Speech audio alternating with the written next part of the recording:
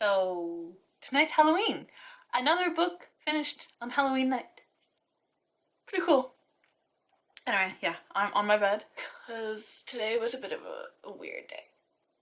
I don't really want to get into it because I'm relatively feeling better and I'm in a relatively better mood. Also, it's the first of my Disney shirts that I got to wear this year. It's fitting that I wear this. I actually purposely made sure to wear a Halloween shirt on Halloween, and it's my new shirt.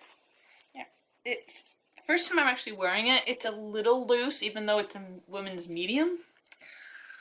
Oh well. Anyway, I just finished Dark Possession by Christine Feehan, and I have to say,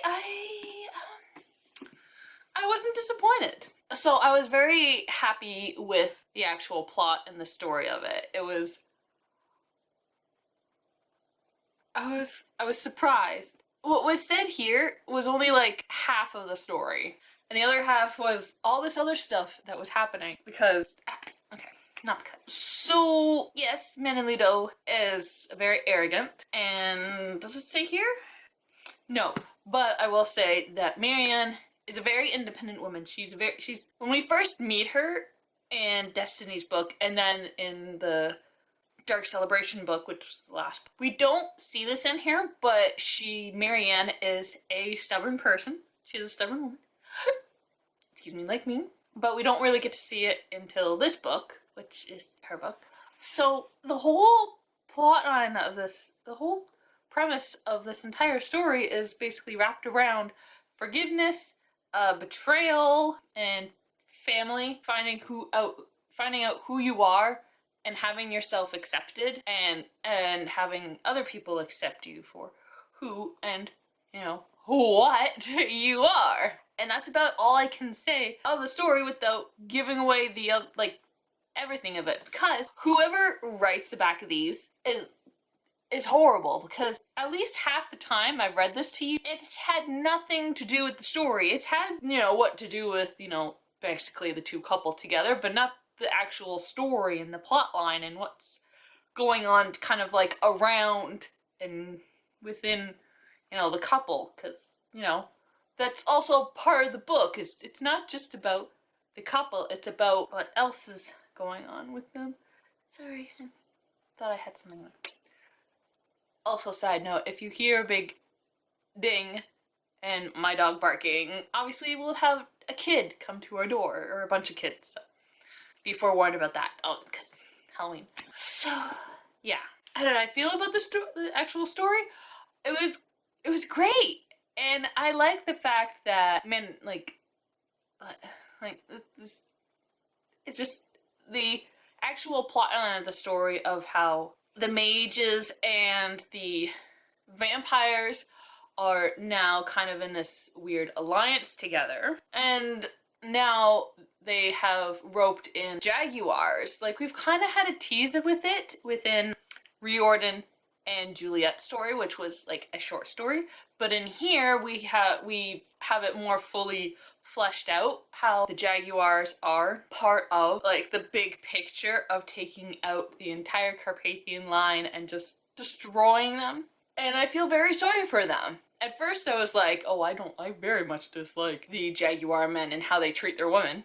And they're actually much worse than the Carpathian. Carpathians, like, the Carpathian males start out bad, but, by the end of the book, majority of them are much better men for getting their life mates, but, how they acquire their life mate, so still annoyed with them. I like how everything is getting tied together and how everything is being explained now.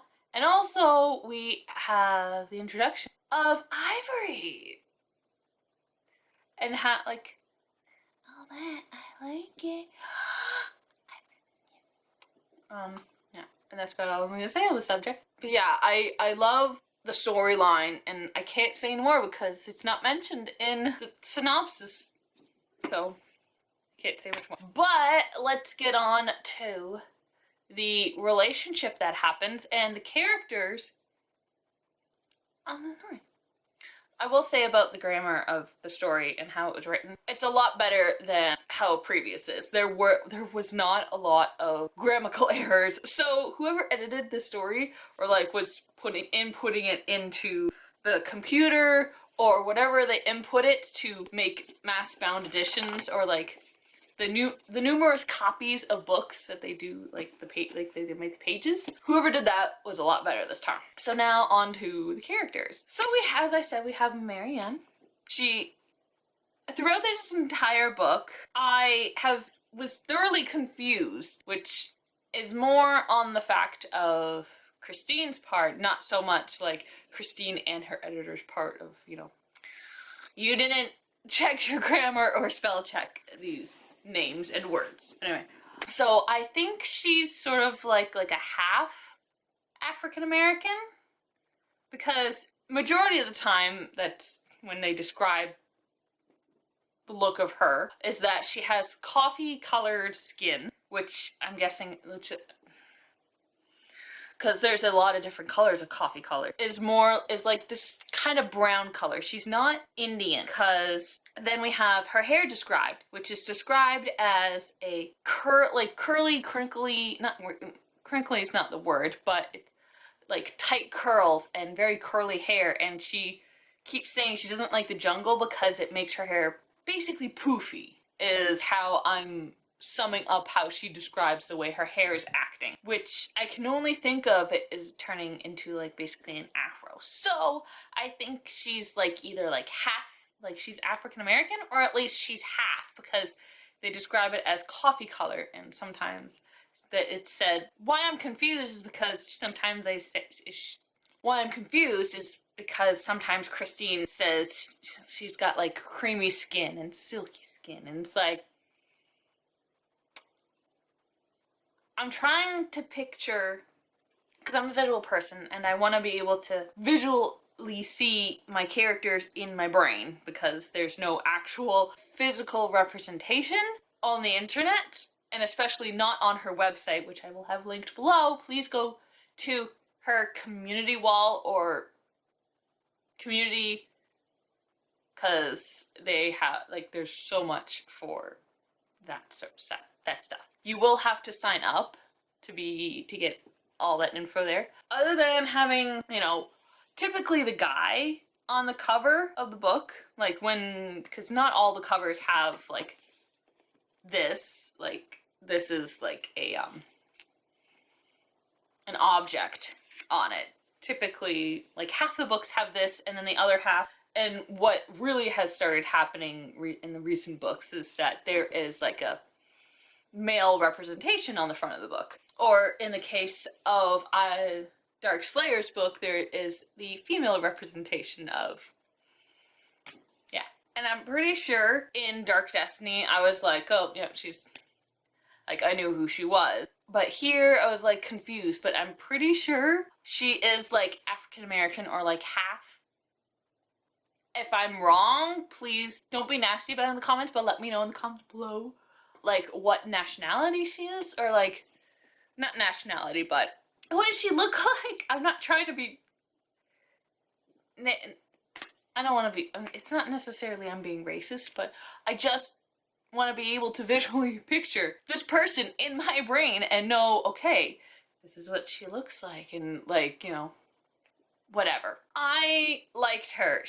I had no negativity about her. I never had the instance of like, come on, Marianne, like, you're being ridiculous. Never once had I ever had that thought about her. I love that she was stubborn. I love that she was independent. And I liked the fact that she, you know, when she is in the jungle, because they've come to one of the De La Cruz brothers, their like private island that they have, and it's for because in the previous book Manolito got very much injured and he needs a place to heal him, and he's been in like South Africa for a long time, so his body has gotten used to the soil there, so he needs to heal and whatnot. And so when she gets to the jungle, she's like, oh my god, why am I here? I hate this. She is pretty much a girly girl. She loves her designer clothing. She uses it as an armor in situations she's not, like, she's uncomfortable with. So, you know. And then even though, like, right at the beginning, she has these weird feelings of, like, why am I bawling over, like, Manolito and all that, I can understand, and I'm not like, why are you being like this? You need to stop crying, and you shouldn't be crying like this. It's because, like, in the previous book, she was bitten, and, you know, she's starting to be partly in his world, and she's reacting differently than she is normal and she's used to, and I like this. I like this about her, and I like the fact that we find out that she is a stubborn person. And then as the book progresses, we find out why she's so stubborn, and yeah, that's about it. We just figure out, like, her personality is that she's an independent, stubborn woman, but there's an added factor as to why she's stubborn. And it's just it's this fascinating thing. Also, she doesn't believe she's psychic. Throughout her life, she's done nothing psychic. She's nothing about her. Yet she is Menelito's life mate. But she is psychic, and she's doing this unconsciously. She's drawing energy around her. She's able to perceive the feelings and stuff about people she is, like, because she's a counselor, so she has people she counsels and whatever, like the abused women, because she's an abused women's and children's counselor. Because she's come to this island to help with Jasmine, who, in, you know,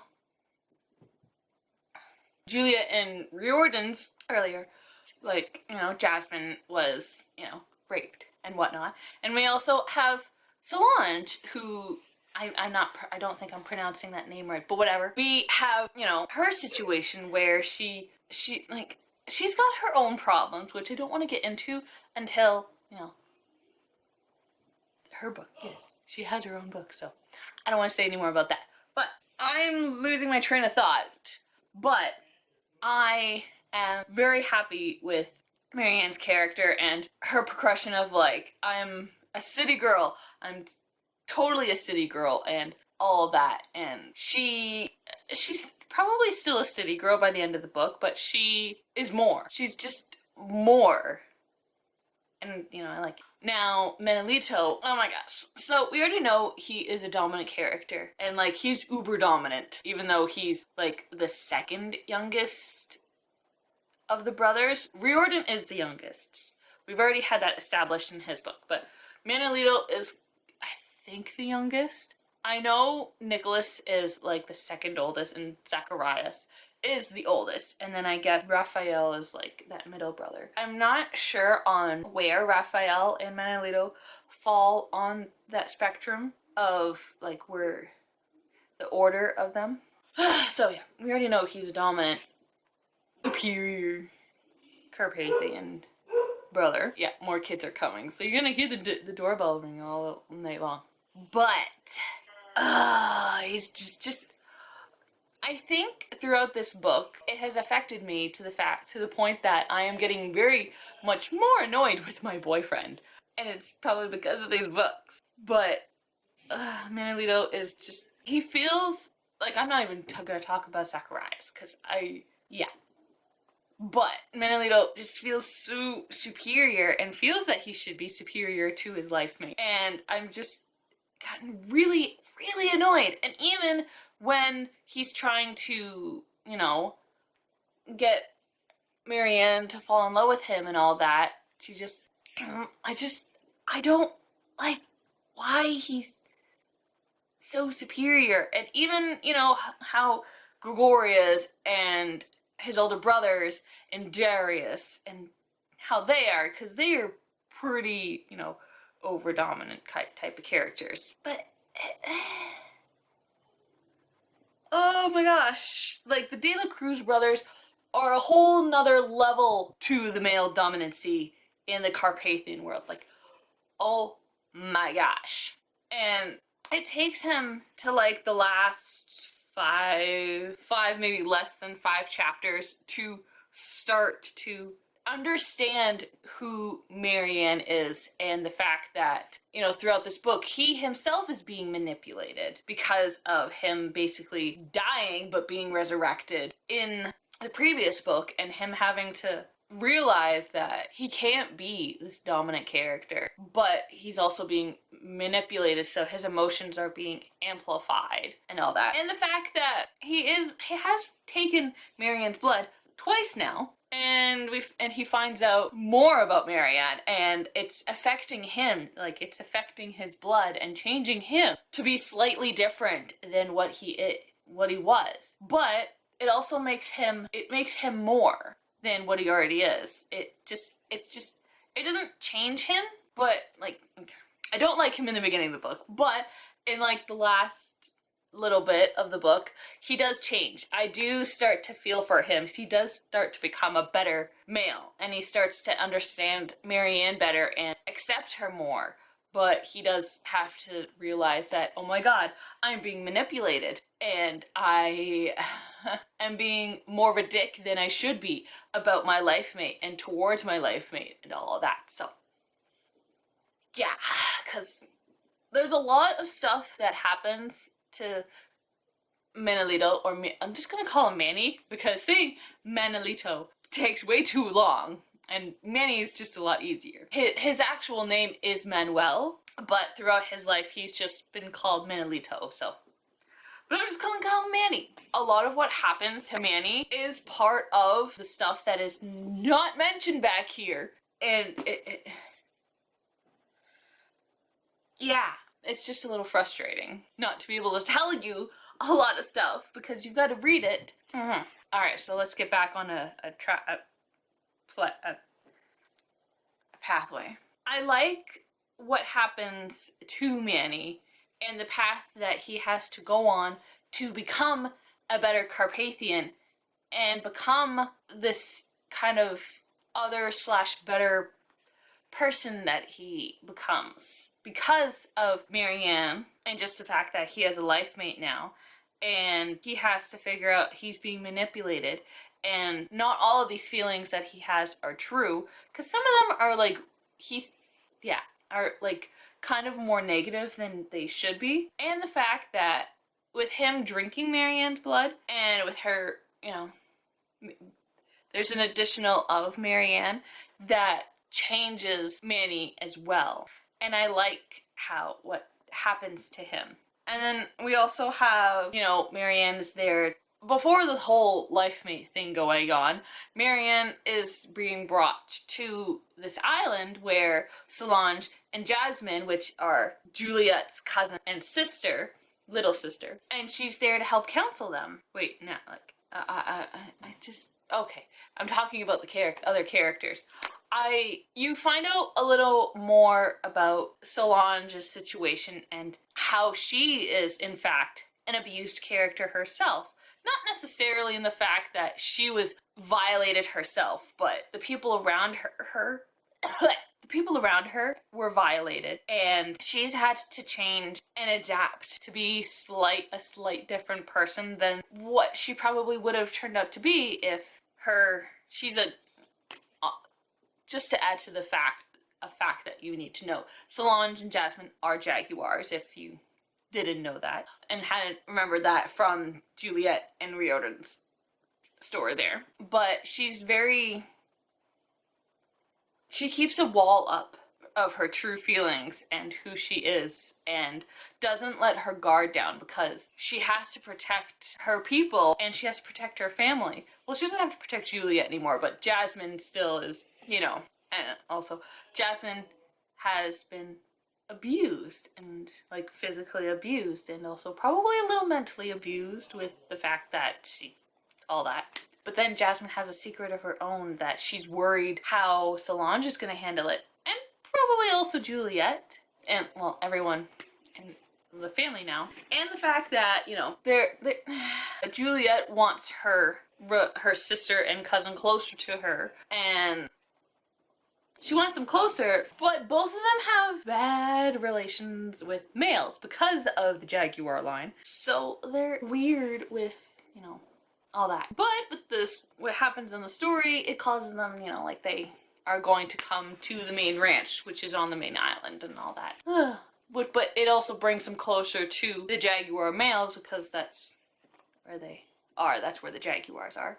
But I like Solange and Jasmine, their characters don't really change much, but you find out more about them, which is nice. And then you also have Juliet and Riordan there on the island because they're there for Solange and Jasmine. But they're also there for Manny because he basically has to, you know, heal and all that because he basically died and all that, and he was very heavily poisoned and stuff like that. So they're there. It's nice to see them there. And then we have this character Louise, but we have this character Louise come to the island, and he is put there because he was manipulated by a vampire, and he like their stuff was put in their brain from a vampire. But then like he, you know, technically he meets up with Manny, and Manny fixes him, and we find out that the vampires have been manipulating the jaguars.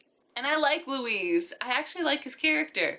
And because Manny has been manipulated in a way, he thinks something's going on with him, which is an interesting part of the whole plot storyline. And at first, like, you know, like he made like a small appearance, and I thought, you know, that's all it was with him and Manny. But then he makes an appearance with Marianne when Marianne somehow is brought into whatever's going on with Manny, and Louise is escorting Marianne back to the main house, and then something happens there, and then he kind of disappears and all that. And then Marianne is back at the house with Solange and Jasmine, and they're there during the day, and then they're attacked by our villains of the story, which I will get to.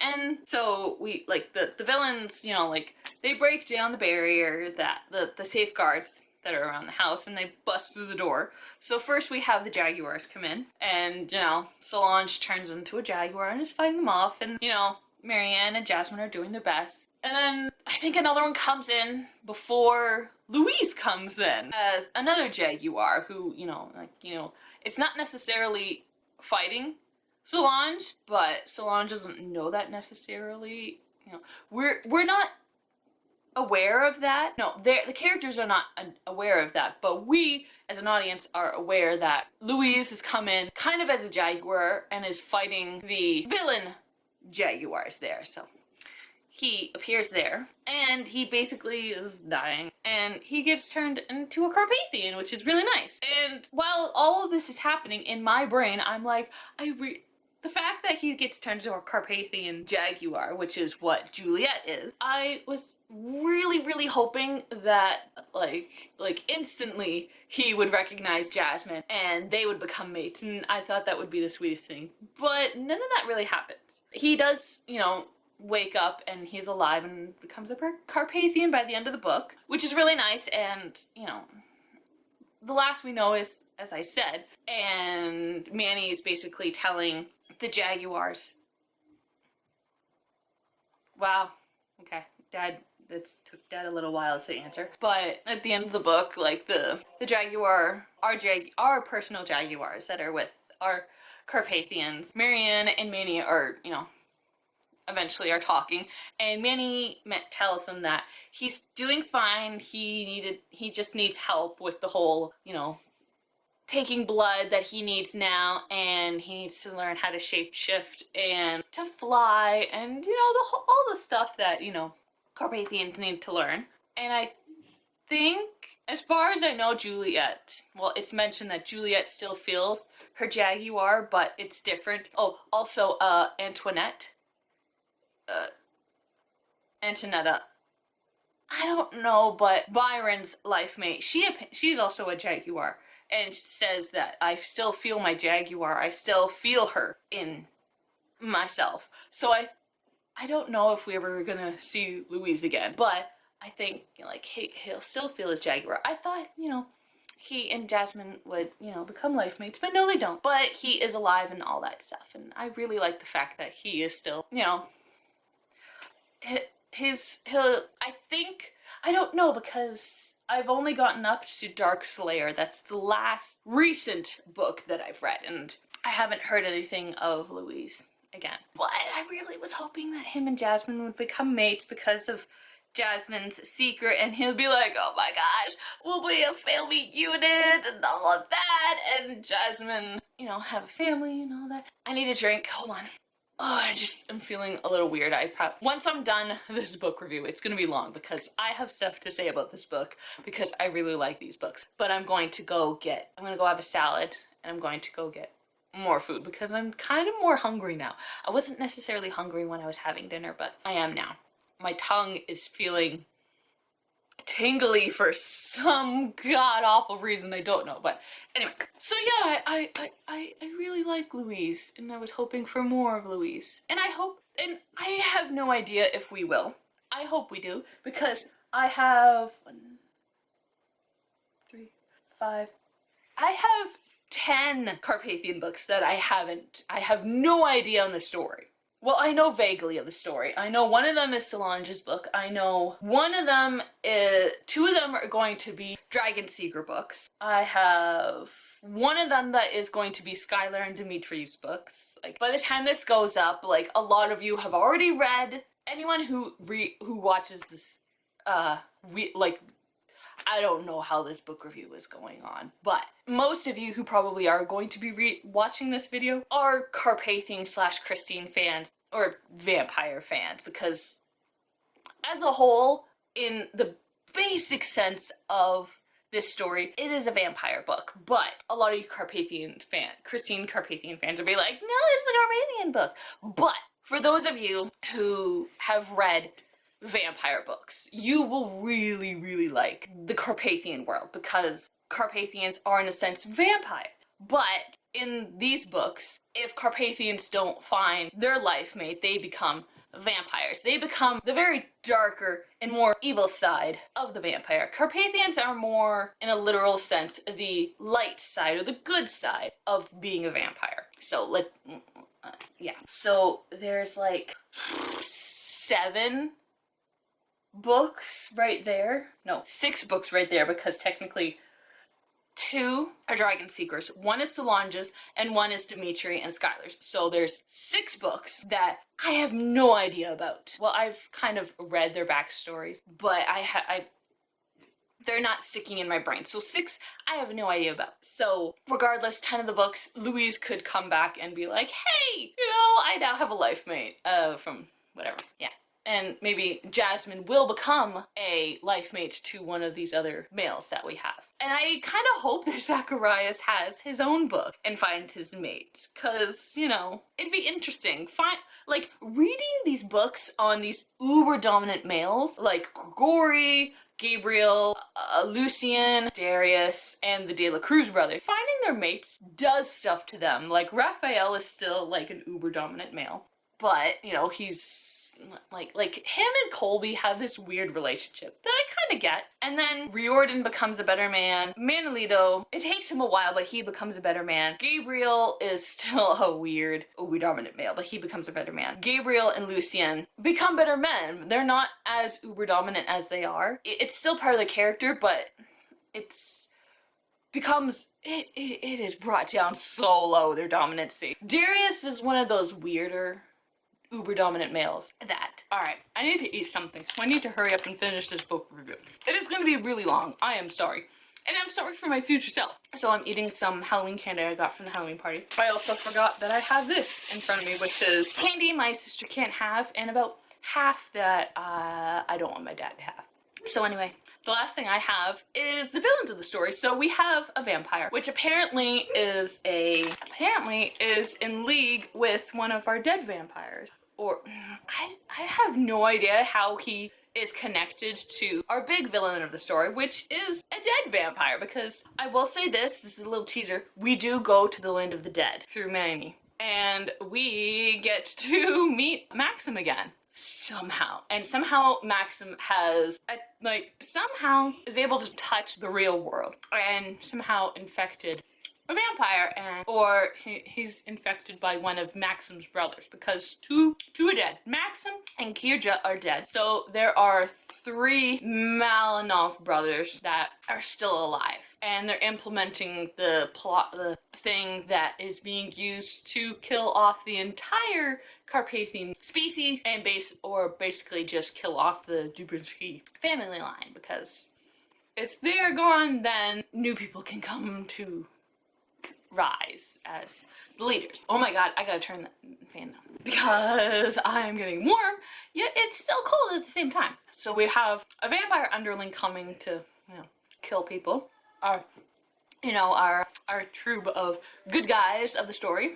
We also have a jaguar. Well, actually a few of the jaguars, because we have some in the beginning, and then we have one by the end of the book. And as we know, they have been manipulated by the vampires. And then we have a mage. We have 2 mages, in fact. And we also, and so through that, we find out that there are more than likely more mages in the world, because for one thing, it's not Razvan, because we technically know he's still alive, and also we know that Xavier is still alive somewhere. So we have 2 additional mages that have just appeared somewhere. And we also, our characters theorize that there probably still are mages in the world, and some of them are obviously with Xavier, or Xavier has manipulated them so that they are thinking like, oh my god, everyone is evil and bad, and we are the good guys, and we deserve long life and all that junk. But then, as I said, the characters have theorized that some of the mages have gone into hiding like all the other species have, and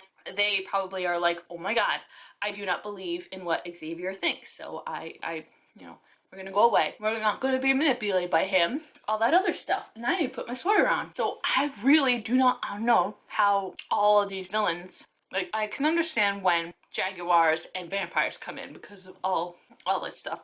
Or when Xavier and Razvan come in. But these other mages, I don't know. I don't get it.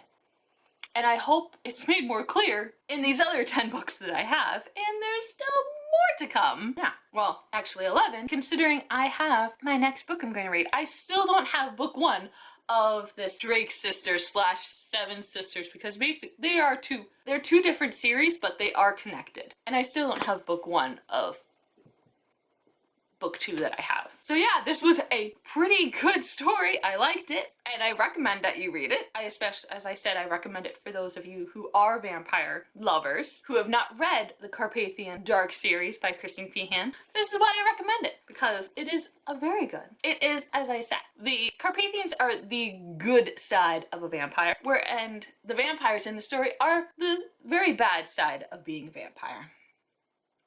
Yes. Yeah.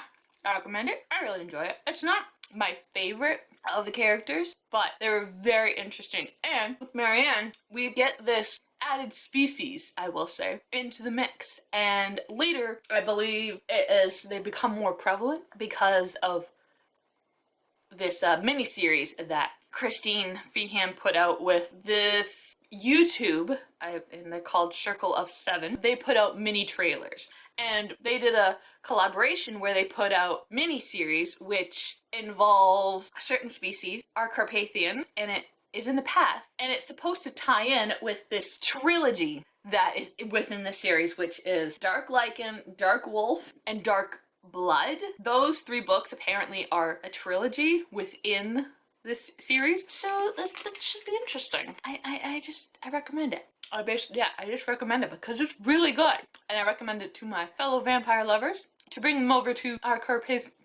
into our Carpathian world. It's very good. Also, the sex was really good in this. It's very because of the personalities of Marianne and Manny, and the fact that the thing we find out about Marianne brings a whole other thing into the sex, which is very good. But I want to stop talking about that. I get on to this book. The next book. Dark Curse by Christine Feehan. Yes, as I said, I need to wait. I will call. Tomorrow, I need to make 2 calls. I need to make a call to the library and find out what's going on with my interlibrary loan. And I need to call my OW worker because I didn't receive my monthly check this month. So I need to find out what's going on with that because our Canada Post is being a little weird right now. So anyway, this is going to be a reread for me. I actually listened to this on audiobook first. So this technically will be the first time I'm reading it, which will be interesting. Also, I get to listen to the audiobook of Dark Possession now. So that is going to be so good. I also have Dark Curse on there as audiobook because it's dual audio. It's a male and female. And this is a chunky book. Like, look at this. There's like an additional third of the book on here, which might actually be I'm gonna read the back here as fast as possible because this is already really long. Born into a world of evil and ice, Laura Callandine knew paralyzing fear as a child. Aided by her aunt, she survived to claim her Carpathian heritage as a dragon seeker. She was a child of 3 species, yet belonged to none. And so she walked her chosen path alone, trusting no one. For beyond the frozen hell of her youth were even greater dangers. Today, as an expert in the study of ice caves, Laura searches for the source of her nightmares. Nicholas de la Cruz, I told you, can help her. Though centuries of hunting and killing have taken their toll, he longs to feel sensual love without the hunger for blood. As a tenuous trust emerges between them, so too does a passion neither of them have ever known. So too does a passion neither has ever known. And while Laura and Nicholas search the treacherous Carpathian landscape for the truth about their past, they harbor a secret that could save or destroy them. Because as much as they long for a future as life mates, they are also haunted by the unknown dangers of a dark curse.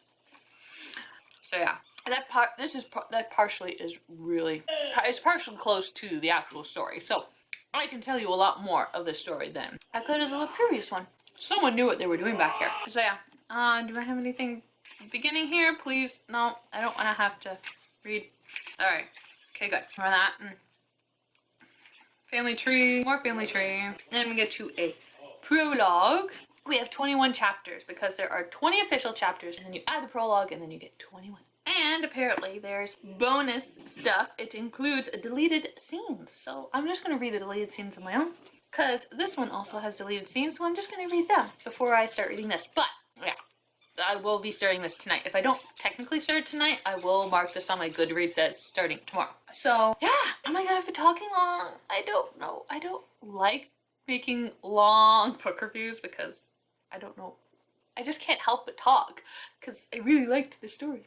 So hopefully I can make it shorter. I don't know. But I hope you liked this book review, depending how long it is and how much I talked and how much I edited. If you did, hit that like button down there and tell me if you've read Dark Possession, let me know in the comments below, or any of the other Dark